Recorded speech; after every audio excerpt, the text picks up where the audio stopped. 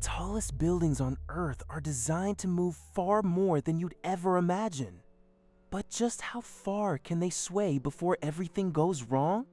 Picture yourself standing on the 100th floor of the world's tallest skyscraper. The wind is howling outside, and somewhere far below, the Earth itself is trembling from a distant earthquake. You feel nothing. The coffee in your hand is perfectly still. The floor beneath your feet is as solid as concrete and steel can make it. But here's the thing. That building you're standing in is moving. Right now, as you listen to this, it is swaying. Not a little, not in some invisible theoretical way. It is bending, flexing, and rocking back and forth by distances that would make your stomach drop if you could actually see it happen. And that's exactly why you can't see it. Because if you could, you would never set foot in a skyscraper again. So why do the biggest buildings on the planet move so much? And more importantly, how far can they actually go before things get dangerous? Let's start with a simple truth that most people never think about. A building that is completely rigid is a building that is doomed. That sounds backwards, right? You'd think the strongest structure would be the one that refuses to budge. But engineers learned this the hard way over a century ago. When wind pushes against a tall building, it doesn't just press against the walls. It creates powerful forces that travel down through the entire structure. If the building can't give even a little, those forces have nowhere to go. They build up, concentrate, and eventually crack the steel, shatter the concrete, and bring everything crashing down. The solution, counterintuitively, is to let the building move. To design it with hidden flexibility, like a tree bending in a storm instead of snapping. And these trees are enormous. The Burj Khalifa in Dubai, the tallest structure ever built, can sway more than 6 feet from side to side at its very top during strong winds.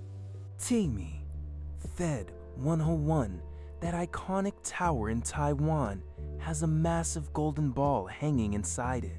A giant pendulum weighing over 700 tons, whose only job is to swing in the opposite direction of the building's movement and cancel it out. That ball has saved the tower during typhoons that would have made the upper floors unbearable without it. But wind isn't the only force at play. Earthquakes send shockwaves through the ground that can last for minutes, shaking everything above like a bowl of jelly. In cities like Tokyo and San Francisco, engineers design skyscrapers to ride out these waves by allowing controlled movement. Some buildings sit on giant rubber pads buried beneath the foundation that absorb the shaking like shock absorbers in a car. Others use flexible steel frames that bend without breaking, distributing the energy across the whole structure instead of letting it destroy one weak point.